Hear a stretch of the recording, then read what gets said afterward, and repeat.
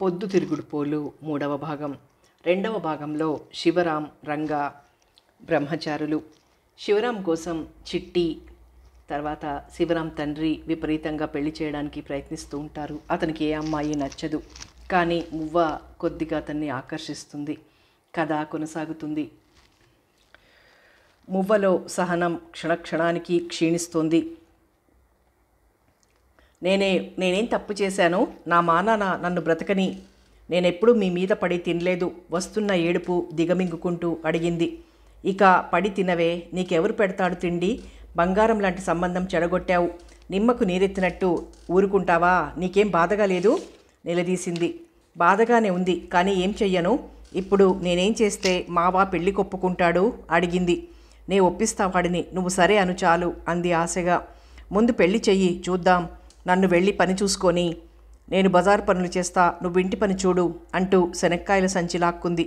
రెక్కలు విరిచి పడేసినట్లయిపోయింది మువ్వ. ఎదురు తిరగాలనుంది, పడి ఉండాలని ఉంది. ఒక్క క్షణం ఆశ, మరొక్క క్షణం నిరాశ ఆమె మనసుని కల్లోల పెడుతున్నాయి. గూడెంలో వాళ్ళు గుచ్చి అడగడంతో పింతల్లి మళ్ళీ రెచ్చిపోతోంది. ఆ రోజు పింతల్లి తండ్రి సాయంత్రం పూర్తిగా చీకటి పడకుండానే పంచాయతీ వేసుకుని గుడిసె దాటి రోడ్డెక్కారు. బాగా తాగిన సూరన్న, నీ తమ్ముడు నా కూతురు చెయ్యి పట్టుకోవచ్చా? మంచి పని చేసింది అంటుంటే, నీ కూతురేం రంబా? మా వాడికి ఇంకెవరితో దొరకలేదని దీన్ని పట్టాడు. వాడుకో అంటే 1,000,000 మంది తెలుసా అంటూ పింతల్లి ఈ బుడ్డూరం చూడ్డానికి జనం గుమిగూడారు. లోపల ఉన్న మువ్వలో జీవం చచ్చిపోయింది. ఎలా పిలిచినా తండ్రి రాడు, పింతల్లి రాదు లోపలికి. ఏం బ్రతుకు! నేనొక్క క్షణం ఇక్కడుండననుకుంటూ గుడిసె వెనక నుంచి బయటపడి రోడ్డెక్కింది మువ్వ. ఎదురొచ్చిన బస్సు ఎక్కేసింది. దాని మనసు బగ్గున మండుతోంది. కన్న కూతుర్ని గురించి దెబ్బలాడుకుంటున్నా మన జ్ఞానమైనా లేకుండా కాట్ల కుక్కల్లాగా అరుచుకుంటున్నారే, వారికి మనసు లేదా అనుకుంది. బస్సు ఇక్కడే ఆగిపోతుంది, దిగు అని కండక్టర్ చెప్పేదాకా అలా తన ఆలోచనలలో తను ఉండిపోయింది మువ్వ. కండక్టర్ మాటకి ఉలిక్కిపడి లేచింది. బస్సు దిగి ఎటుపోతున్నానని ఆలోచించకుండా నడక సాగించింది. దగ్గరలోనే ఉంది కాబోలు పులికాట్ చెరువు.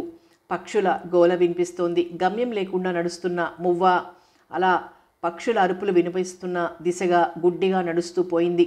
ఒక చెట్టు వద్ద కూర్చుని ఆలోచనలలో మునిగిపోయింది. చీకట్లు కమ్ముతున్న కొద్దీ ఉవ్వెత్తున లేచిన పక్షుల రొద క్రమక్రమంగా కాస్త తగ్గింది. గువ్వ గూడెక్కిందన్నట్టు రాత్రికి విశ్రాంతికి మళ్ళాయి కాబోలు పక్షులు కూడా అనుకుంది. అలాగే చెట్టు మొదట్లో వాలిపోయింది మువ్వ. నిద్ర సుఖమెరగదన్న నానుడి నిజం చేస్తూ అలాగే నేల మీద గాఢ నిద్రలో ఒరిగింది. మనసు, శరీరం అలసిపోయి ఉన్నాయేమో. ఆమెకు చీకటి, చలి కూడా తెలియలేదు. తెలివి వచ్చి చూసేసరికి కళ్ళెదుట కనుచూపు మేరదాకా పరుచుకున్న నీళ్లు, ఎక్కడా లేని నిరాశ అలుముకున్నాయి మువ్వని. ఇక ఆ ఇంటికి తిరిగి వెళ్ళను, అవమానాలు తిరిగి పొందను, దానికొక్కటే దారి అనుకుంటూ లేచి కొంగు గట్టిగా నడుం చుట్టూ దోపింది. ఎక్కడో దూరంగా చిన్న కట్టకురాల మీద చేపల వాళ్ల పాట వినిపిస్తోంది.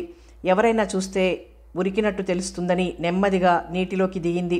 చూసేవాళ్లకి సరదాగా స్నానాలకి దిగుతున్నట్లుంది.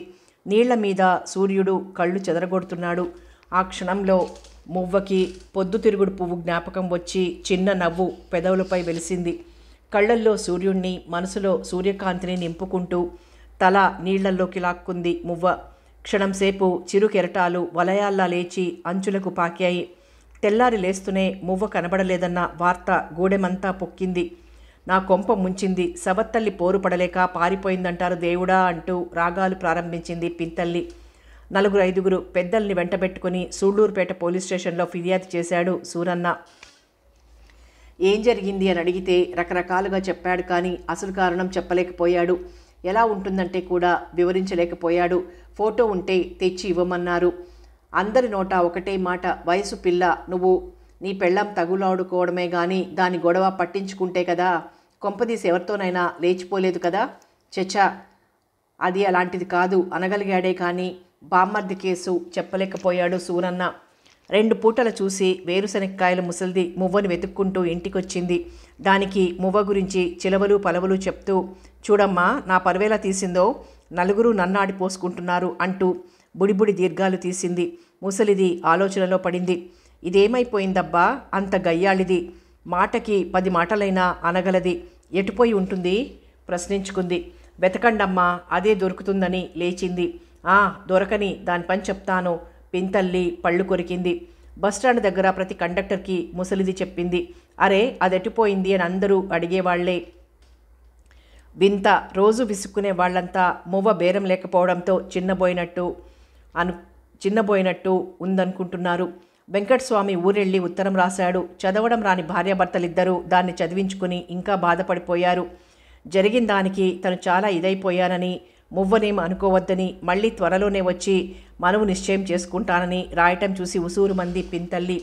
ఎటుపోయావే తల్లి, బంగారం లాంటి అవకాశం అంటూ రాగాలు తీసింది. వాడడిగితే నేనేం చెప్పనే, వాడికి నేనెలా నచ్చజెప్పనే అని ఏడుస్తున్న భార్యను ఓదార్చలేక సూరన్న దూరంగా కళ్ళు కొట్టులోనే మకాం పెట్టాడు. చెట్టంత కూతురయ్యా, 1 2 18 ఏళ్లు పెంచి పెద్ద చేశాను. బాధని వెళ్ళగక్కుంటూ అందరి దయకి పాత్రుడవ్వాలని చూస్తున్నాడు సూరన్న. అతని కుర్ర సహచరులలో ఎందరికో మువ్వ మీద ఆశ. ఎన్నోసార్లు వాళ్ళు సూరన్నని మువ్వ నాన్న కదా అని ఫ్రీగా తాగించారు. అలాంటి సమయంలో సూరన్న ఎన్నోసార్లు ఎందరికో మువ్వనిచ్చి పెళ్లి చేస్తానని ఒప్పేసుకుని డబ్బు కూడా పుచ్చుకున్నాడు. అలాంటి వాళ్ళంతా ఇప్పుడు అతని ప్రాణాలు తోడేస్తున్నారు. దొంగ రాస్కెల్, మమ్మల్ని ఒక పక్క ఆశ పెడుతూ నీ బామర్ది సంబంధం చూస్తున్నావా, మా డబ్బు మాకి, లేదంటే ఏ కీలు కాకీలు లాగించేస్తాం అంటూ మైకం ఎక్కువై అరుస్తున్నారు. కళ్ళు కొట్టు యజమాని చేతులు కలవకుండా వాళ్ళని కష్టపడి ఆపుతున్నాడు. మువ్వ కోసం నిజంగా ఏడుస్తున్నది రత్తి. అయ్యో, నిన్న ఎన్నెన్ని ఆశలతో సంతోషంగా ఉంది, దానికి ఏమొచ్చింది అని ఆలోచించింది.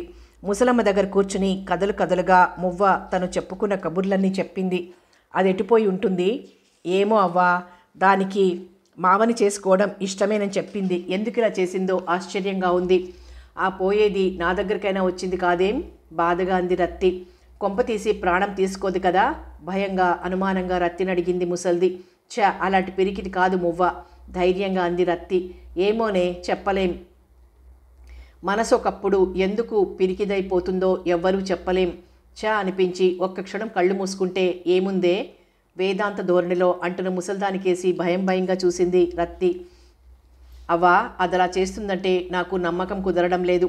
దానికెన్నో ఆశలున్నాయి, కలలున్నాయి, ఒకటొకటిగా అన్నీ తీరుతాయన్న నమ్మకం ఉంది. అదెందుకు చచ్చిపోతుంది అడిగింది. చచ్చిపోవడానికి కారణాలు అనేకం కనబడవచ్చు. నిజానికి ఇల్లు వదిలినప్పుడు దానికి బ్రతికి ఉండడానికి కారణం కనిపించి ఉండకపోవచ్చు. రత్తి, నువ్వు దాన్ని తెలిసిన వాళ్ళందరి దగ్గర వాకబు చేయి, నేను చూస్తాను. మువ్వ కనబడకపోతే నాకే ముద్ద దిగడం లేదు. దుఃఖంతో ముసల్దాని కంఠం బొంగురుపోయింది. అది చూసి రత్తికి ఏడుపే వచ్చేసింది. మువ్వ రాదా అవ్వా, ఇంకసలు రానే రాదా ఏడుస్తూ అవ్వ భుజంపై వాలింది. దేవుడి దయ రత్తి, నువ్వు చెప్పినట్టు అదే కనుక ఆశాజీవి అయితే తప్పకుండా ఎప్పుడో ఒకప్పుడు ఈ ముసల్దాన్ని పలకరించి పడుతుందిలే, ముఖం తుడుచుకో అంటూ ముసల్ది లేచింది. వయసుతో చిక్కిన ఆమె కాళ్ళు వణికాయి. అసలే గాజుగుడ్లలాగా తయారైన దాని కళ్ళు నీటి పొర కమ్మి అసలు కనిపించకుండా పోయాయి క్షణం సేపు. ఈ వేదన హృదయాల అలికిడి తాకని చోట నిశ్చింతగా నిశ్చలంగా ఉంది మువ్వ. గాలికి కెరటాలు రేగుతుంటే ఎండ వాటిపై ఆడుకుంటోంది. కొంగలు గాలిలోకి ఎగిరి రివ్వున దూసుకుని వచ్చి చేపలు పట్టుకుపోతున్నాయి. రమణయ్య గారు వెన్న తిన్న పిల్లిలాగా చాలా తృప్తిగా అటు ఇటు తిరుగుతున్నారు. ఇల్లంతా సందడిగా ఉంది. చిట్టి కొడుకుతో సహా వచ్చింది. నాన్న, గుడ్ న్యూస్, శివుడికి అప్పుడే చెప్పకండి అంటూ తండ్రి దగ్గర కూర్చుని చాలా ఉత్సాహంగా ఒక విషయం వెల్లడి చేసింది.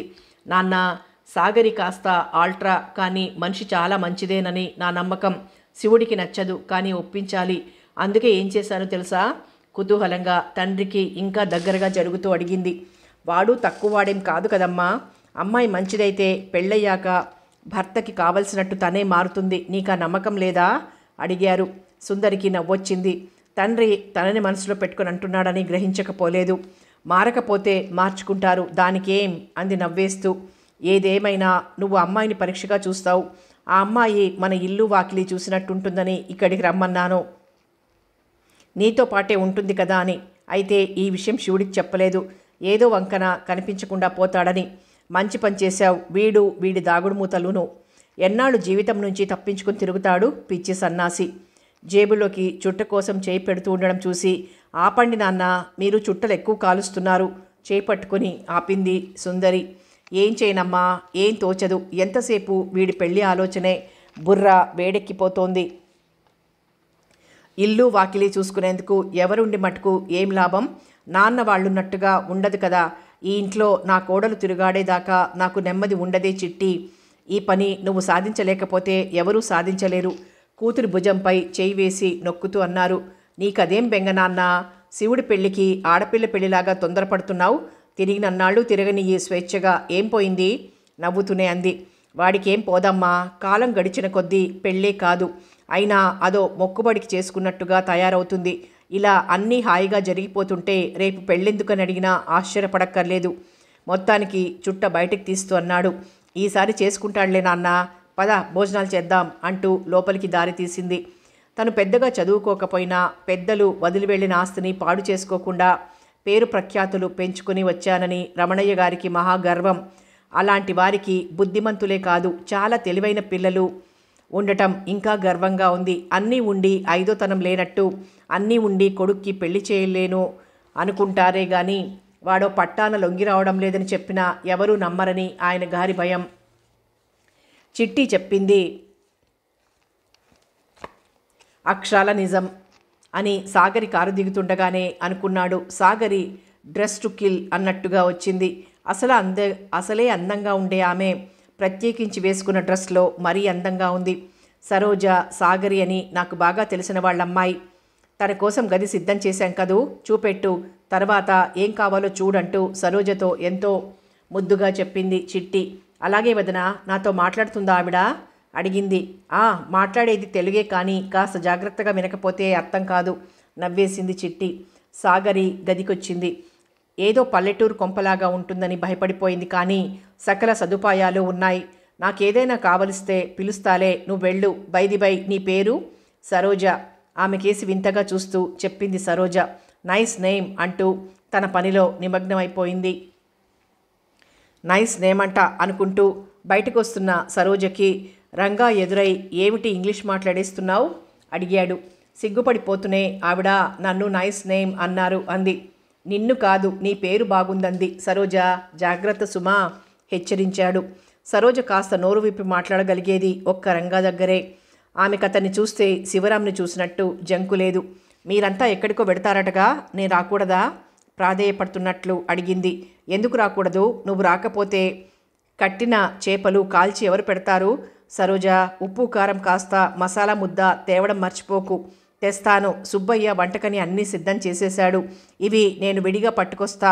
వదిన కొప్పడదు కదా అనుమానంగా అడిగింది. నువ్వు వస్తే చిట్టికి కొండంత బలం ఏమీ అనదు. త్వరగా తెములు రా హెచ్చరించాడు.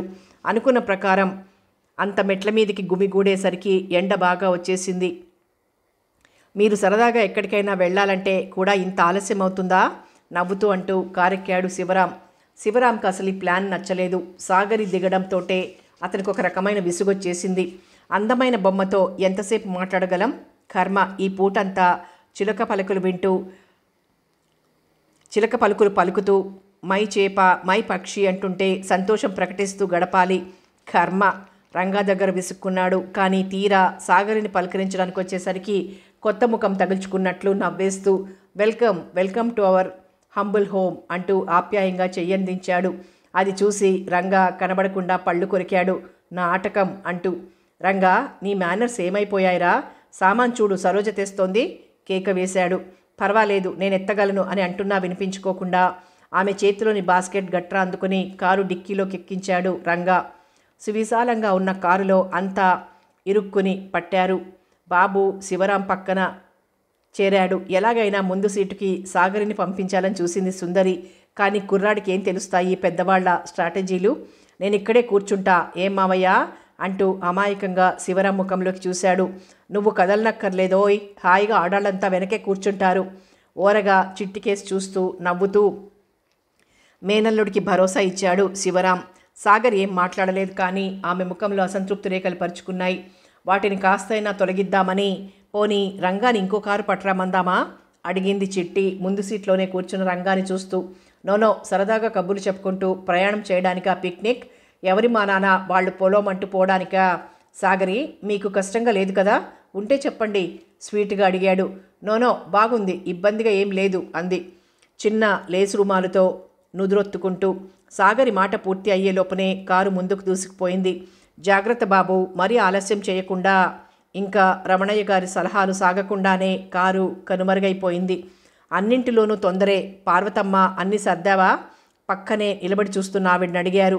పెట్టానన్నయ్య, తేలిగ్గా వండుకునేందుకని అన్నీ పెట్టాను. ఎందుకైనా మంచిది, వండిన వంటలు కూడా పెట్టేసింది చిట్టి. అన్నీ పెట్టాను అంది. ఆ మాటలు విని నవ్వుతూ, చిట్టికి భయం ఎక్కడ వండవలసి వస్తుందోనని అన్నాడు. సరోజు ఉంది కదా, ఎవరూ చేయనక్కర్లేదు. జిఫ్ఫకు రుచిగా 10 మందికి క్షణాల మీద వండి వడ్డించగలదు అంది గర్వంగా. ఎవడొస్తాడో గాని సరోజని కట్టుకోబోయేవాడు నిజంగా అదృష్టవంతుడే అనాలి అంటూ లోపలికి దారి తీశారు రమణయ్య గారు. ఎంతసేపు కట్టుకునేవాడెవడో గాని అనడమే నా కోడలని ఆ నోటంట రాదు కదా, సణుక్కున్నారు పార్వతమ్మ. ఆమె మనసులోని ఈ కోరిక వామనమూర్తిలాగా రోజురోజుకి పెరిగిపోతోంది. శివరాం పెళ్లి ప్రయత్నాలు అధికమైనప్పుడల్లా ఈ కోరిక అధికమవుతూ ఉంటుంది. ఎన్నో రకాల సూచనలుగా తన కోరిక బయటపెట్టింది. కానీ అన్నింటికీ ఓ చిరునవ్వు నవ్వి ఊరుకోవడం అలవాటైపోయింది. ఇది చూసినప్పుడు ఆమెకి అనిపించకపోలేదు సరోజను చేసుకోవడం ఇష్టం లేదని. కానీ ఆశ గట్టిది కదా, ఏదో ఒక బలహీనపు క్షణంలో ఆ మాట అనకపోతాడా, ఇంత తోడబుట్టిన దానిలా చూసుకుంటున్న వాడు కదా అని ఆవిడ ఆశ. అందరూ వెళ్ళిపోవడంతో ఏ పని కాని పార్వతమ్మ గారికి కూతురు కేసు ఎలాగైనా పరిష్కరించాలన్న ఆత్రం పెరిగింది. సాగరిని చూసింది. తండ్రి కూతుళ్ళు మాట్లాడుకోవడం వింది. ఆమెలో తొందర ఎక్కువైంది. వంటింటికి అవతల వరండాలో తీరుబడిగా కూర్చొని రామయ్య టిఫిన్ తింటున్నాడు. అయ్యగారిని వదిలి ఇక్కడున్నావేంట్రా నవ్వుతూ అడిగారు పార్వతమ్మ. పెదబాబలా బయటికి వెళ్తానని చెప్పులేసుకున్నారు. నేను ఇలా ఉడాయించొచ్చాను. కడుపులో ఆకలి చంపేస్తోంది అన్నాడు. నిజమే, ఏమిటో చిన్నబాబు ఇంట్లో ఉంటే పనుండదు, తెరిపి ఉండదు, అవునా? గడప మీద కూర్చుంటూ లోకాభిరామాయణానికి నాందీగా అంది. అదే కదమ్మా, పిల్లలంటే హడావిడి. చిన్నబాబు పాదరసం లాంటివాడు, అంతటా తనే ఉంటాడు. ఎక్కడా ప్రత్యేకంగా ఉన్నాడని చెప్పలేం. గలగలా నవ్వేశాడు. అతని నవ్వుతో జత కలుపుతూ సుబ్బయ్య పెరటి మెట్లెక్కాడు. పార్వతమ్మ, చిన్నబాబుండే ఇల్లు కళకళలాడిపోతూ ఉంటుంది కదూ. పెదబాబు బెంగల్లా అదే, ఇలాగే ఇంటి పట్టునుండాలని. అందరూ కోరేది అదే కదరా. హాయిగా సరోజనిచ్చి కట్టబెట్టేస్తే అన్నయ్యకి ఎంత తెరిపి. మనసులో మాట పైకనేసింది పార్వతమ్మ. అంత మాటనకమ్మా, పెదబాబు కా కోరిక లేదనుకున్నారా? నాతో ఎన్నోసార్లు అన్నారు, చిరిమి దీపం పెట్టుకోదగ్గది సరోజ అని నొచ్చుకున్నాడు రామయ్య. గట్టిగా చెప్తే శివుడు కాదంటాడా ఏం? చెప్పారంట ఎన్నోసార్లు. చిన్నబాబు అది నాకు తోడబుట్టిన లాంటిది. ఇక ఆ మాటలు వద్దన్నట్ట. అందుకే కదా మన అయ్య ఇదైపోతా ఉంటా సుబ్బయ్య కేసు చూస్తూ అన్నాడు రామయ్య. నిజమేరా, ఒకే ఇంట్లో పెరిగారు. అరమరికలు లేకుండా సరోజా సరోజా అంటూ తిరిగేవాడు బాబు. పార్వతమ్మ గారు సరోజమ్మకి తగిన జోడు చెప్పిన పెద్దయ్య చెవిన వెయ్యండి అడిగాడు. ఇది కాదనుకోండి, సంబంధాలు చూడక తప్పుతుందా రామయ్య? నేను అదే అనుకుంటున్నా. అన్నయ్యతో మాట్లాడి అటో ఇటో తేల్చుకోవాలని. అలాంటి పని చెయ్యకమ్మా, అయ్యే చెప్తారు. మీకు రంగయ్య బాబుని చూశారా? ఆరికి సరోజమ్మంటే చాలా ఇష్టం, గమనించారా అడిగాడు. నిజంగానా? నీకెలా తెలుసురా? నాకు అనుమానమే రాలేదే ఆశ్చర్యం వ్యక్తపరిచారు పార్వతమ్మ గారు. ఎన్నోసార్లు అయ్యా సరోజనలా దేవతను చూసినట్లు చూడడం చూశాను. ఓసారి వేళాకోళం చేశాను కూడా, చిన్నబాబు చెవిన వేస్తానని. ముసిముసి నవ్వుతూ అన్నాడు రామయ్య. ఈ ఆలోచన తనకి తట్టనే లేదు. నిజంగానే రంగాకి సరోజంటే ఇష్టమా? ఆలోచనలో పడి మాట్లాడలేదు పార్వతమ్మ. ఇంట్లో భోజనానికున్నది పెద్ద ఆయన ఒక్కరే కావడంతో ఇల్లు శుభ్రం చేయిస్తూ ఉండిపోయారు పార్వతమ్మ గారు. ఆమె మనసులో కాస్త అలజడి, కాస్త ఆశ చెలరేగాయి. ఈ కొత్త వార్త విని రంగా కూడా బాగా ఉన్నవాళ్ల కుర్రాడే, బుద్ధిమంతుడు, ముఖ్యంగా ఊరి పట్టున ఉండే రకం అనుకోవాలే గాని కోరిక చిలవలు పలవలుగా ఆమెలో అల్లుకుపోతూ ఉంది. కారు చెట్లు నీడన ఆపుతూనే ఆర్డర్స్ వేయడం ప్రారంభించాడు శివరాం. సరోజా, వంట నువ్వు చూడాలమ్మాయి, లేకపోతే మాడిపోతాం. సాగర్ కేసి చిట్టి కేసి చూసి నవ్వాడు. తిండి పోతు కొప్పడింది చిట్టి. మీరు మీ ఏర్పాట్లు చేయండి, నేను రంగంలోకి దిగుతాం, రా రా అంటూ చిన్న బోటు అద్దెకు మాట్లాడుకోవడానికి పోయాడు శివరాం. పులికాట్ లెక్ చుట్టూ ఇలా పిక్నిక్ గ్రూపులు హడావిడిగా దిగడం అక్కడి చేపల వాళ్లకు అలవాటే. చిన్న చితక చాలామంది చుట్టూ చేరారు. ఓ కట్టవారం మాట్లాడబోయాడు శివరాం ముందు. దాని మీద నేను రాను బాబు, అది కాస్త అటు ఇటు అయితే నేను నీళ్లలో తేల్తాను అన్నాడు రంగా. సరేలే అని చిన్న పడవ మాట్లాడాడు శివరాం. దానిలో సాయంగా ఉండడానికి ఓ ఇద్దరు పెద్దవాళ్ళని, పట్టిన చేపలు గాలం నుంచి తీసి పడేయడానికో ఇద్దరు కుర్రాళ్ళని పడవెక్కించాడు శివరాం. హాయిగా గట్టున కూర్చుని ఏ పుస్తకమో చదువుకోవాలి పిక్నిక్ అంటే. ఇదేం పిక్నిక్, కూలి పని కానీ విసుక్కుంటూనే పడవెక్కాడు రంగా. మేము గంటన్నరలో వచ్చేస్తాం, జాగ్రత్త అంటూ హెచ్చరించాడు శివరాం పడవ నీళ్లలోకి తోసే లోపల.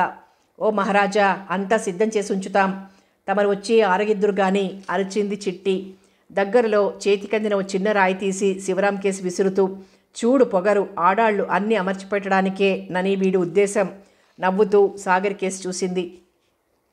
సాగరి దృష్టి నీళ్లలోకి చొచ్చుకుపోతున్న పడవ మీదుంది. రంగాన్ని ఎక్కించాడు. నన్ను ఇగ్నోర్ చేసి అన్నట్టున్నాయి ఆ చూపులు. నీకు ఫిషింగ్ ఇష్టమా సాగరి? మనం వెడదామా ఇంకో బోట్లో అడిగింది సుందరి. నోనో, ఇక్కడ హాయిగా కూర్చుందాంలేండి. ఫిషింగ్ బాగానే ఉంటుంది కానీ రైడ్ బాగుండదు. ఇదే స్పీడ్ బోట్ అయితే ఎంతో బాగుంటుంది అంది. చిట్టి, సరోజ మడిచి ఉన్న కుర్చీలు విప్పివేశారు. సుతారంగా ఒక కుర్చీలో కూర్చుని చుట్టూ పరిశీలనగా చూడడం ప్రారంభించింది. మీరు కూర్చోండొదిన, ఒక్క క్షణంలో వంట ప్రారంభిస్తానంటూ పొయ్యి సిద్ధం చేసింది సరోజ. నీటి మీద నుంచి చల్లని గాలితో పాటు అప్పుడప్పుడు నీచు వాసన కూడా తెరలుగా వస్తోంది. ఎక్కువ పక్షులు లేకపోయినా ఉన్నవే తెగ గోల చేస్తున్నాయి. నీటి కొంగలు వింత హొయలిపోతూ సునాయాసంగా నీటిలోకి మునిగి చేపలు పట్టి ఎగిరిపోతున్నాయి. గెడేసి పడవ నీటిలోకి సాగుతోంది. శివరాం వేళాకోళంగా మాట్లాడుతూ, ఇలా పోతూ ఉంటే చేప తగలదేమో నిలబడిపోయాక అడిగాడు. నీ పాటలు నువ్వు పడు, కాల్చుకుందుకు చిన్నవి, నేను ఇటునుంచి పట్టుకుంటున్నానన్నాడు రంగా. రంగా మాటలు పూర్తి కాకుండానే, రంగా పడిందిరా అరిచాడు శివరాం. ఆ కంఠస్వరంలో ఆశ్చర్యం ధ్వనించడం చూసి, అరే, జన్మలో మొదటిసారి గాలంకి చేప తగిలినట్టుంది నీ హడావిడి అన్నాడు రంగా. కానీ అదే క్షణంలో శివరాం చాలా బలంగా వెనక్కి గాలం లాక్కోవడం చూసి, ఏమైంది శివ అంటూ అటు నడిచాడు రంగా. ఏదో చాలా బరువుగా ఉంది. నుదుట చిరు చెమటలు పడుతున్నాయి శివరాంకి. ఉండండి బాబు చూస్తాం అంటూ పడవ అంచు నుంచి ఒకడు నీటిలోకి జారాడు. గాలం పడ్డ చోటు నుంచి పైకి లేపడానికి ప్రయత్నించాడు. బాబోయ్, శవం బాబుగారు, వదిలేయండి అరిచాడు. శవమా? పైకెత్తరా, పాపం బ్రతికుంటే చూద్దాం ఆత్రంగా వంగి నీళ్లలోకి చూస్తూ అరిచాడు శివరాం. బాబుగారు, ఎవరో కుర్రది అంటూ నీళ్లలో దిగి భుజంపై ఆ శరీరాన్ని ఆంచి నీళ్ల మీదికి తెచ్చాడు. తామర తూడులాగా వాలిపోయి ఉందా అమ్మాయి? పర్వాలేదు, పడవలోకి రా అంటూ జాగ్రత్తగా చెయ్యందించి అంచుకు రాగానే, అలా చూస్తావేమ్రా, అందుకో జాగ్రత్తగా, లేకపోతే పడవ బోల్తా పడుతుంది ఆత్రంగా కసిరాడు. మై గాడ్, ఎవరో తెలుసా? పడవలో మధ్యన వెల్లకిలా పడేశాడు. రంగా, బస్సులో అమ్మాయి కదూ నమ్మలేనట్లుగా అడిగాడు శివరాం. అడుగుతూనే ఆమె గుండెలకు చెవి ఆంచి జాగ్రత్తగా విన్నాడు. చేయి పట్టి నాడి చూశాడు.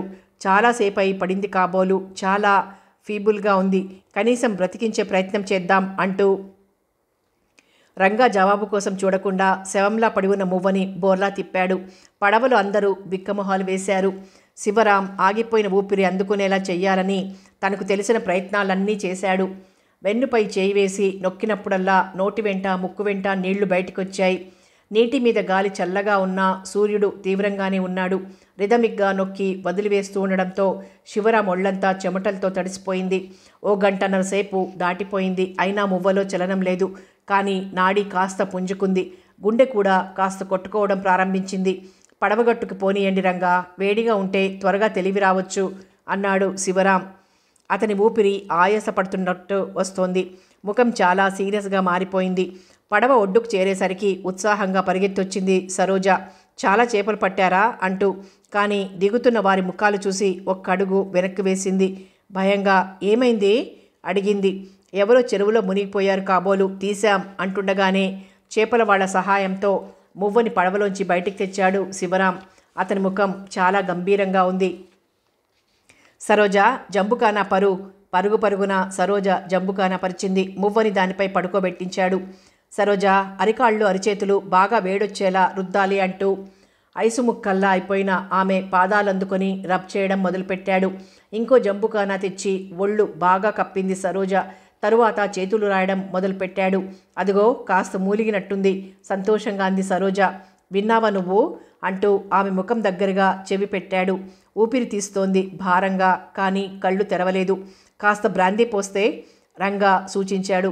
అవును బాబు, రక్తం ఐస్ అయిపోయింది. ఎప్పుడు పడిందో ఏటో. బొడ్డులోంచి ఓ క్వార్టర్ బాటిల్ తీస్తూ అన్నాడో చేపలవాడు.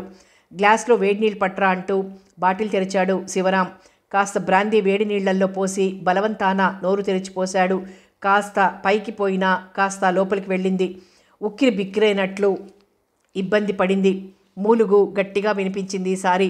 పర్వాలేదు, చచ్చిపోదు నిట్టూరుస్తూ అన్నాడు శివరాం. చిట్టి సాగరి బిక్కముఖాలు వేసుకొని చూస్తున్నారు ఇదంతా. అరే, ఈ పిల్లకి పొడిబట్టలు వేయండి, కాస్త వేడిగా ఏదైనా తాగిద్దాం అన్నాడు తర్వాత వారి కేసి చూస్తూ. శివుడు, ఇదంతా ఏం గొడవ వస్తుందో. కారేసుకెళ్ళి పోలీస్ స్టేషన్లో అప్పగించేసిరా. పిక్నిక్ వద్దు, ఏం వద్దు, త్వరగా ఇంటికి పోదాం భయంగా అంది చిట్టి. అలాగే పోదాం, ముందా పిల్ల దాని తల తుడవండి అన్నాడు. సరోజే మళ్ళీ ముందుకొచ్చింది. తలలో ప్లాస్టిక్ రోజాలను తీసి దూరంగా పడేసింది. అవి శివరాం కాలికి తగిలాయి. వాటిని తీసి భద్రంగా ప్యాంటు జేబులోకి నొక్కేశాడు శివరాం. ఓ గంట నానా తంటాలు పడ్డాక కళ్ళు తెరిచి చుట్టూ కలియజూసింది మువ్వ కళ్ళు భయంతో నిండున్నాయి. నీకేం పర్వాలేదు పాపం అంటూ నొచ్చుకుని దాని నుదుటి మీద చేయి వేసి రాసింది సరోజ. చిట్టి తమ్ముణ్ణి దూరంగా తీసుకెళ్లి తీవ్రంగా చెప్తోంది స్టేషన్లో అప్పగించమని. ఎందుకు? బ్రతికినందుకు చంపుకు తినడానికా? నీకేం పర్వాలేదు కానీ పదండి ఇంటికి పోదాం అన్నాడు తాపీగా. ఆ పిల్ల మనతో పాటు వస్తుంది అన్నాడు. ఇంటికా? ఒరే శివుడు, నీకు మతి కాని పోలేదు కదా కోపంగా అడిగింది. ఆమెకు ఆ నిమిషంలో తమ్ముణ్ణి చూస్తే ఒళ్ళు మండుకొస్తోంది. అనవసరపు గొడవలు కొని తెచ్చుకోవడం ఎందుకని? నా మాట విను శివ, ఇవన్నీ నీకు ఆషామాషిగా తోస్తాయి కానీ తలనొప్పిగా తయారవుతాయి. ఎక్కడ దింపాలో అక్కడ దింపిపోదాం అంది. చూద్దాంలేరా అంటూ. గుడ్, ఏమైనా తాగడానికి అంటూ మువ్వ పక్కగా కూర్చున్నాడు. అతని ముఖంలోకి పరీక్షగా చూస్తూ ఏడుపు లంకించుకుంది. ఆ ప్రశాంతమైన చెరువు గట్టున మువ్వ ఏడుపు చాలా భయంకరంగా వినిపించింది శివరాం చెవులకి. భయపడకు, ఆపు కసిరాడు. ఆ కోపం చూసి ఏడుపు హెచ్చిందే గాని తగ్గించలేదు. కోపంగా లేచి బోనులో పులిలాగా అటూ ఇటూ తిరిగి చటుక్కున ఆమె దగ్గర ఆగుతూ, పద, ఎక్కడి నుంచి తీశామో అక్కడే వదిలేస్తా. ఆల్చిప్పల్లాంటి కళ్ళు విప్పి భయంగా అతని కేసి చూస్తూ కొంగు నోట్లో కుక్కుకుంది. డామిట్, మన పిక్నిక్ పాడు చేసింది. ఇక్కడే పడాలా? సాగరి చిట్టితో అంటుంటే విని గట్టిగా నవ్వాడు శివరాం. గుడ్, మనం చూడు సాగరి, ఇక్కడికే రావాలా? ఎటో పోయి ఉంటే హాయిగా చచ్చిన చేపలాగా పైకి తేలుతూ ఉండేది అన్నాడు శివరాం. ఆపుకున్న ఏడుపు ఆగలేదు మువ్వకి. చూడు, ఎందుకు ఏడుస్తావు? నీకు చచ్చిపోవాలనుంటే మళ్ళీ వెళ్ళి దూకు. ఏటొచ్చి మేం వెళ్ళేదాకా ఆగు తాపీగా అన్నాడు శివరాం. ఏడవకమ్మా, ఏడ్చే ఆడవాళ్ళంటే బావకి అసహ్యం. నిజంగా తీసుకెళ్ళి ఏట్లో పారేసినా నాకు ఆశ్చర్యం లేదు. ఏడవకు బ్రతిమాలుతున్నట్టంది సరోజ. అలా చెప్పు సరోజ, మనతో మర్యాదగా వస్తుందో పోలీసులకు ఇచ్చేయమంటుందో మళ్ళీ నీటిలో ములుగుతుందో తేల్చుకోమను. సరిగ్గా 10 నిమిషాలు టైం అంటూ గబగబా వంటలన్నీ సర్దడం ప్రారంభించాడు. తినే మూడ్ పోయిందిరా, పదండి ఇంటికి పోదాం నిట్టూరుస్తూ అంది చిట్టి. అదేమిటే చిట్టి, కప్ప నీటిలో మునిగిపోతుంటే బాధపడేదానివి? నీకు ఈ పిల్ల మీద జాలి లేదా? ఏమైనా మాట్లాడు, మంచి చెడు కనుక్కొని ఏం చేయమంటుందో అడుగు అన్నాడు. దానికి ఏడుపు తప్ప ఇంకో భాష వచ్చినట్టు లేదు. మనం దీన్ని నే చెప్పినట్టు స్టేషన్లో వదిలిపోవడం ఉత్తమం, లేకపోతే ఇదో గుదిబండులాగా తయారవుతుంది హెచ్చరించింది సుందరి. పోలీస్ స్టేషన్కి తీసుకెడితే చాలా టైం పడుతుంది. కంప్లైంట్ ఇవ్వాలి, గొడవ. మనతో తీసుకుపోయి తర్వాత చూస్తాను. ఏరా రంగా కోసం చూశాడు. రంగా సరోజకి పొయ్యి ఆర్పి సామాను సర్దడంలో సహాయం చేస్తున్నాడు. రంగా మాట పిలిచాడు. ఏముంది, మళ్ళీ కొత్త పేచి పెడతాడనుకుంటూ శివరాం దగ్గరికి వస్తూనే, ఇంకా ఏమిటి, సామాను ఎంత త్వరగా సర్దేస్తే అంత త్వరగా ఇక్కడి నుంచి బయటపడతాం అన్నాడు విసుగ్గా. నువ్వేమంటావో చెప్పు, పోలీస్ స్టేషన్లో దింపేసి పెడదామా? వద్దులే, నువ్వు చెప్పినట్లు ఇంటికి తీసుకువెడదాం. అక్కడైనా ఏడుపు మాని నోరు విప్పి మాట్లాడితే విషయాలు తెలుసుకోవచ్చు. అప్పుడు దాన్ని బట్టి నిర్ణయించవచ్చు తాపీగా అన్నాడు రంగా, నీకు ఈ పిల్ల సంగతి తెలుసు, మొండిది. నేను ఇంకోసారి పద అంటే రానని వెళ్ళి నీళ్లలో దూకగలదు. పాపం ఇంత డెస్పరేట్గా ఆత్మహత్యకు తలపెట్టిందంటే ఏదో కష్టంలో ఉండి ఉంటుంది. మనం కనుక్కోవద్దా? ఇలా గాలికి వదిలేసిపోవడం మానవత్వమా? కాదు భాయి, అందుకే తీసుకెడదాం అంటున్నానుగా. అయినా ఎవరైనా ఏమైనా ఇంకో మాట అంటే నువ్వు వింటావు కనుకనా. మన కూడా గెస్టులున్నారు, అట్టే రాద్ధాంతం చేయకుండా పోదాం. చకచక సామాన్లు డిక్కీలో ఎక్కించాడు రంగా. అన్నీ సరోజ అందించింది. సాగరి, సుందరి జరుగుతున్న పనులని తెర మీద బొమ్మని చూస్తున్నట్లుగా చూస్తున్నారు. ఐఎమ్ సారీ సాగరి, మన పిక్నిక్లో చేపలు పడదామనుకున్నాను కానీ మనుషుల్ని పడతాననుకోలేదు. కానీ ఏం చేస్తాం, మానవుడు తలపెట్టినవి దైవం తిరగకూడదంటారు. ఇదే కాబోలు. పదండి పోదాం. ఈ కొత్త ఫ్రెండు ఎవరి భాష మాట్లాడుతుందో విందురు గాని ఇంటి దగ్గర. నవ్వుతూ కారు తలుపు తెరిచాడు. చిట్టి, సాగరి ఏం మాట్లాడకుండా ఎక్కి కూర్చున్నారు. సరోజ బలవంతం మీద మువ్వని కదల్చగలిగింది. ఏడుస్తూనే కారులో కూర్చుంది. చూడు, గట్టిగా ఏడ్చావంటే తలుపు తీసి అవతలికి తోసెయ్యమంటాను, అంచేత బుద్ధిగా కూర్చో అని హెచ్చరించి కారు స్పీడ్ పెంచాడు శివరాం. కారులో నిశ్శబ్దం ఆవరించుకుంది. ఎవరూ సరదాగా లేరు. సరోజకి, రంగాకి పాపం అనిపిస్తుంది. మువ్వని చూస్తే ఎవరూ దాన్ని పలకరించే ప్రయత్నం చెయ్యలేదు. కారు మేఘాల మీద తోలుతున్నట్లు స్పీడ్ ఎక్కించాడు శివరాం. ఒక్కసారి మటుకు సుందరి, జాగ్రత్తరా, ఈయన కాచి నక్కల పాలు చేసినట్లు అక్కడ రక్షించి ఇక్కడ చంపేలా ఉన్నావు అంది. ఆ మాటకి ఒక్క శివరాం తప్పించి ఎవ్వరూ నవ్వలేదు. పర్వాలేదే, కోపంలో కూడా బాగా మాట్లాడగలవు అన్నాడు. ఒళ్ళు మండి షటప్ అంటూ కసిరింది. ఓకే, ఇంకొక 10 నిమిషాలు ఈ జైలు మీకు, తర్వాత మీరు స్వేచ్ఛాజీవులు. చిట్టి, నాకేమనిపిస్తుంటుందో తెలుసా, ఒక చిన్న విషయంలో మనుషులకి ఏకీభావం కుదరడం ఎంత కష్టతరమైపోతే పెళ్ళనే బంధంలో పడి ఇద్దరు ప్రతిక్షణం ఒకరినొకరు చూసుకుంటూ జీవితాంతం ఉండగలగడం ఎంత కష్టం. మై గాడ్, తలుచుకుంటేనే భయం వేస్తుంది. ఈ మాటలకి ఎవ్వరూ ఏమీ మాట్లాడకపోయేసరికి ఏం చేస్తాం, చెవిటి ముందు శంఖం ఊదినట్టు నొచ్చుకుంటూ కారు ఊళ్ళోకి మళ్లించాడు. ఇంటి ముందు ఆగిన కారును చూసి ఆశ్చర్యపడిపోతూ, ఇంకా 1 గంట కాలేదు, అప్పుడే వచ్చేశారే, కొంపదీసి ఎవరికైనా ఒంట్లో నలతగా లేదు కదా అనుకుంటూనే మెట్ల దగ్గరికి వచ్చారు పార్వతమ్మ గారు. ఆవిడ వెనకనే సుబ్బయ్య పరుగున వచ్చి కారు దగ్గర నిలిచాడు. అత్తయ్య, పుల్లాయి, మేం వారం వెళ్ళడమైంది, రావడము అయింది, ఓ గంటలో అన్నం పెట్టాలి అంటూ కారు దిగాడు శివరాం. ఏం జరిగిందిరా, అప్పుడే వచ్చేసారేం, ఇదెవరు, ముందు లోపలికి రాని అమ్మా, అంతా చెప్తానుగా రా అంటూ తడిపొడి బట్టలతో ఉన్న మువ్వ చెయ్యి పట్టుకుంది సరోజ. సాగరి దిగి తిన్నగా తన గదిలోకి వెళ్ళిపోయింది. నాన్నగారెక్కడా అడుగుతూ నిద్రలో తూగుతున్న బాబుని భుజాన వేసుకుంది చిట్టి. వాడినతే వెధవ, కారెక్కగానే నిద్రపోయేదానికి గొడవెందుకో అంటూ బాబుని శివరాం అందుకున్నాడు. ఇంతకీ అదెవరు, కుతూహలం పట్టలేక మళ్ళీ అడిగారు పార్వతమ్మగారు. మునిగిపోతే శివుడు రక్షించి తీసుకొచ్చాడు, ఎవరి తాలూకో ఇంకా తెలియదంటూ చిట్టి లోపలికి నడిచింది. సడే, ఎంత సంబరంగా వెళ్ళి ఎలా చక్కా వచ్చారర్రా, పదండి భోజనాలైనా చేద్దురు గాని నిట్టూరుస్తూ పార్వతమ్మ గారు గబగబా వంటింట్లోకి నడిచారు. రెక్కలు తడిసి ముద్దైపోతే ముడుచుకుని కూర్చున్న గువ్వలాగా ఓ మూలగా ఒదిగి నిలబడిపోయింది మువ్వ. కూర్చో అని అనకుండానే అక్కడే అలాగే ముడుచుకుని కూర్చుంది. అందరూ కాస్తో కూస్తో తిన్నామనిపించారు. మువ్వ చేత బలవంతంగా కాస్త తినిపించింది సరోజ. పాపం చాలా భయపడినట్లుంది. బావని కేకలయ్యొద్దని చెప్పండి అంటూ రంగాని ప్రాధేయపడింది. సాగరి గదిలోంచి బయటికి రాలేదు. చిట్టికి ఒళ్ళు తెలియని కోపంగా ఉంది. శివరాంకి, రంగాకి తెలిసిన ఒక నిజం వీరెవ్వరికీ తెలియలేదు. అందుకే మువ్వని ఇంటిదాకా తెచ్చినందుకు మండిపడ్డారు. శివరాం పచారులు చేస్తూనే మధ్య మధ్యలో ఆగి మువ్వ ముఖంలోకి తీక్షణంగా చూశాడు. ఏమిటి గొడవ, ఆ పిల్ల మా నాన్న దాన్ని వదలకూడదా రంగా అడిగాడు. ఏడుస్తుంది కానీ నిజం చెప్పదేం, బస్సులో అంత నోరు ప్రదర్శించిందే, ఇప్పుడు అది ఏమైపోయింది. అది విని మళ్ళీ ఏడుపు ప్రారంభించింది. చచ్చ, ఎవరైనా వింటే నేనేం చేస్తున్నానో అనుకుంటారు. ఆపు ఆ ఏడుపు, అంత నోరు కలదానివి, ఎందుకలా పిరికిగా చెరువులో పడ్డావు రెట్టించి అడిగాడు. చెప్పు, నీకేం భయం లేదు, నేనే స్వయంగా తీసుకెళ్ళి మీ నాన్నకి అమ్మకి అప్పగిస్తాను బుజ్జగిస్తున్నట్లు అడిగాడు రంగా. వద్దు, నన్ను వదిలేయండి, నేనే వెళ్ళిపోతానంటూ దీర్ఘాలు తీసింది. అలా అయ్యే మాటుంటే అక్కడే వదిలేసేవాడిని. 1 వారం క్రిందట అంత హుషారుగా అందరినీ హడలు కొట్టింది నువ్వేనా అని అనుమానం కూడా కలుగుతోంది. ఇదిగో చూడు నీ ప్లాస్టిక్ రోజాలు, ఆ రోజు చాలా గొప్పగా కొని పట్టుకెళ్ళావు, బల్ల మీద పెట్టిన వాటిని చేతిలోకి తీసుకుంటూ అన్నాడు శివరాం. సిగ్గుతో కుచించుకుపోతూ చేతులు జోడించింది మువ్వ. నన్నేం అడగొద్దు, నన్ను వెళ్ళిపోనివ్వండి అంది. రంగా, దాన్ని బయటికి లాగేరా, పోనీ ఎటుపోతుందో అంటూ రంగా రాకుండా తనే దాన్ని జబ్బ పట్టుకుని పైకి లేవనెత్తాడు. బరబరా గుమ్మం దగ్గరికి లాక్కెళ్ళాడు. వద్దు వద్దు అంటూ గట్టిగా ఏడవడం ప్రారంభించింది మువ్వ. దాని కళ్ళ వెంట ఆగకుండా ధార కట్టి కన్నీరు ప్రవహిస్తోంది. ప్రాధేయపడుతున్నట్లు శివరాం కాళ్ళు పట్టుకుంది.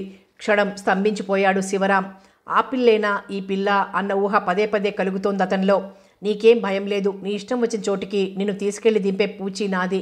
కానీ నువ్వు కారణం చెప్పి తీరాలి నాకు. చేతికందిన కుర్చీ దగ్గరగా లాక్కుని దానిలో కూలబడుతూ అన్నాడు శివరాం.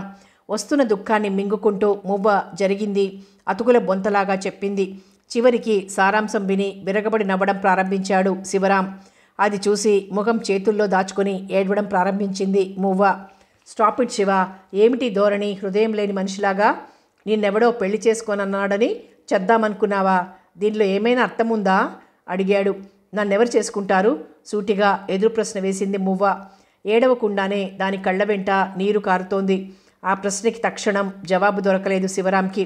రంగా కూడా శివరాం ఏం చెప్తాడా అని చెవులు రిక్కించాడు. కూర్చున్నవాడు కాస్త లేచి అటు ఇటు పచాలు చేయడం మొదలుపెట్టాడు. ఎన్నాళ్ల నుంచో నాకు మామకు పెళ్ళని గూడెం అందరికీ తెలుసు. ఇప్పుడు చేసుకోనంటే అంతా ఏమనుకుంటారు? నేను చెడిపోయాననుకోరా? ఏదో అయి ఉంటుంది, లేకపోతే ఇన్నాళ్ళు చేసుకుంటానన్న వాడెందుకు చేసుకోడు అని అందరూ నిందిస్తారు. నాకు చదువు రాదు, నాగరికం లేదు. శనక్కాయలు అమ్ముకునేదానికా మాత్రం సంబంధం దొరుకుతుందా? మా నాన్న అసలు ఇంకో సంబంధం తెస్తాడా?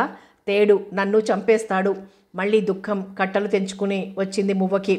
నా పింతల్లి నన్ను చంపేస్తుంది. బతికున్నంతకాలం ఆ తాగుమోతికి సంపాదించి పెడుతూ ఉండాలా?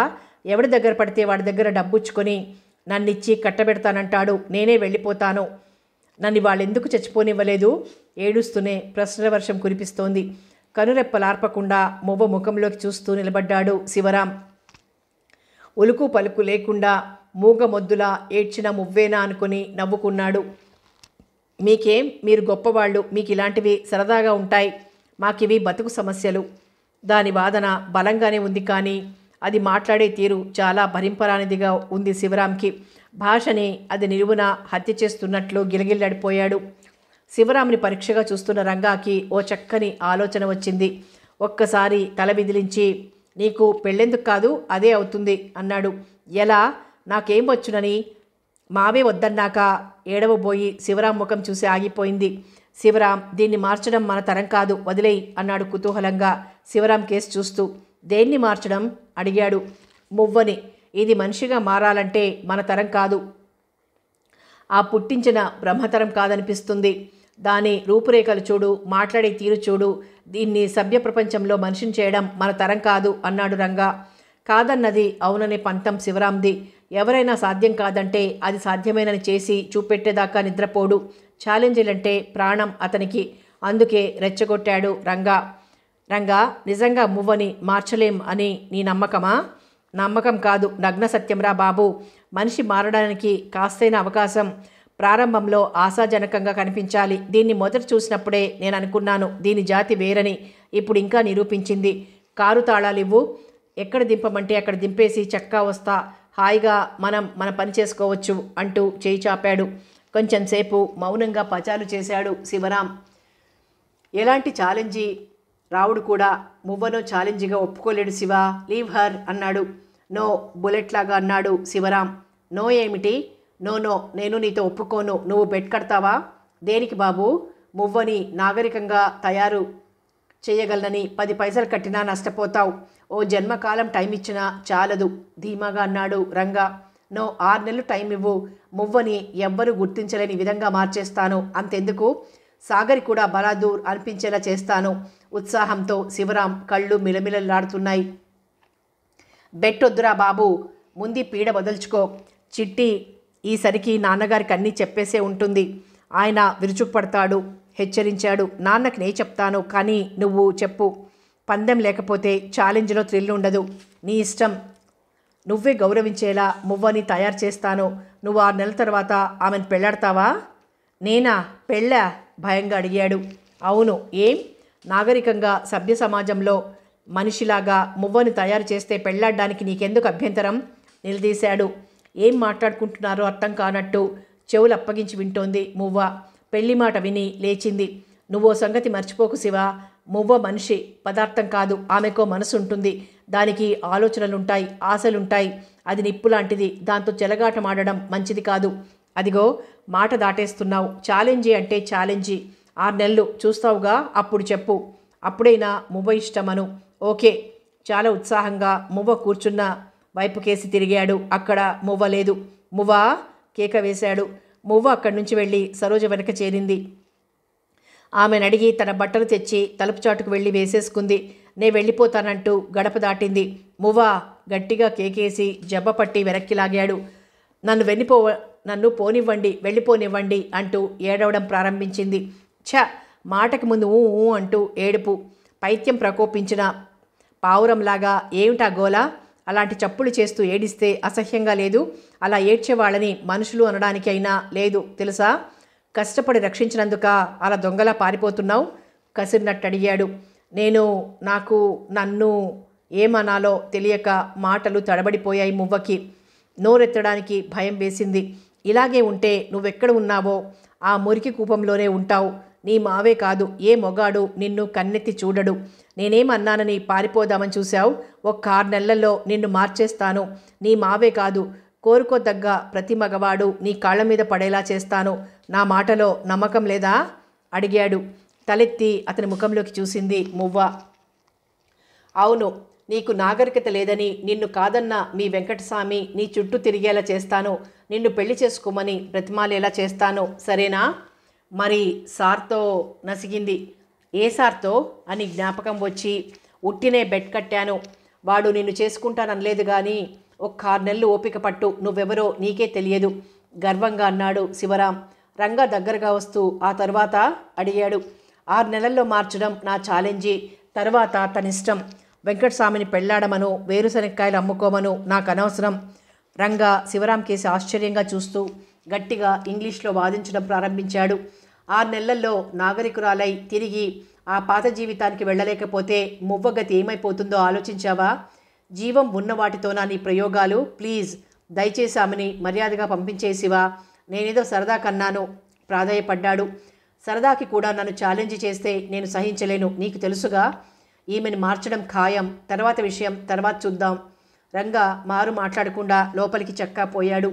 మువ్వని పార్వతమ్మ గారి దగ్గరికి తోస్తూ ముందా బట్టలు తీసి తగలేయండి.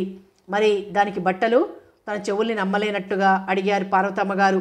ఏ న్యూస్ పేపర్లోనో చుట్టండి అందాక. సరోజ బట్టలు తీసి అందాక వెయ్యండి. రంగాని ఆమెకి బజార్ నుంచి దుస్తులు తెమ్మంటానంటూ వెళ్ళు. ఇక పారిపోయే ప్రయత్నాలు చెయ్యకు.